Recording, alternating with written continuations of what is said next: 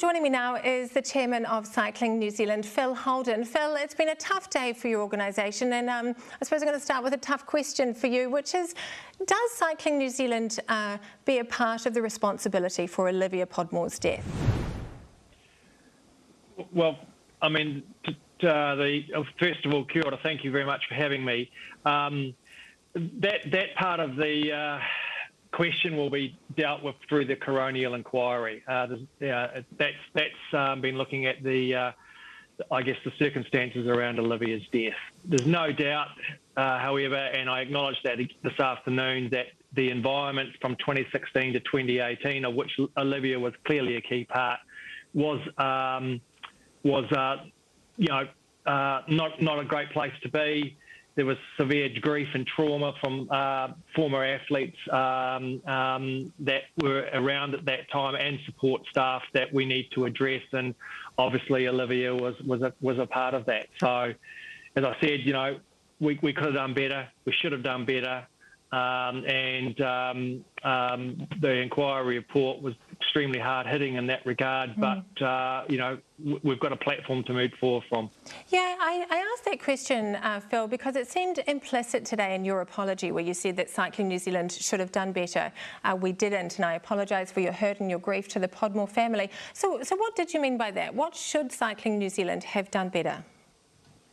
Look, I think that perhaps the details around more holistic support for Olivia, perhaps more holistic support for those cyclists at that time. I think, closing the loop in terms of perhaps some of the communication, and just showing a little bit more empathy would be how I'd put it. You recall this afternoon I'd mentioned the two key words, and I think in this whole thing are trust and confidence. Yeah. And I think people and athletes at that time had little trust and confidence in Cycling New Zealand, and that is an issue that we've got to front up to, and we will. Yeah, absolutely. You acknowledged too today that there are still others who are affected by the toxic culture that they experienced alongside Olivia. How does Cycling New Zealand address that? Because that is part of restoring trust and confidence in Cycling New Zealand, isn't it? Yeah, 100%. And so, as I said this afternoon, we're really open to what that process might look like, so that we can help those people that are still feeling that deep grief and sense of loss and trauma from that time, get some closure and perhaps move forward with their lives. I think the first thing we had to do was absolutely acknowledge that, and I applaud the inquiry panel for having the courage of their convictions to actually put that in the very first recommendation in that document. And that was not lost on us as a board, certainly not lost on me. So I think we're really open to what that looks like in terms of some sort of restorative process.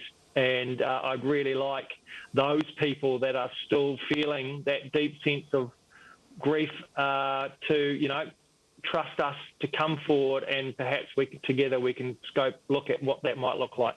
Well, Phil, you've got 30 recommendations here from the review, but at its heart, how do you make high-performance sport safer for athletes? Well, I think the first thing is, and this is not an issue that New Zealand is just dealing with, I think this is a global issue, and it's the balance of athletic performance and athletes as a person.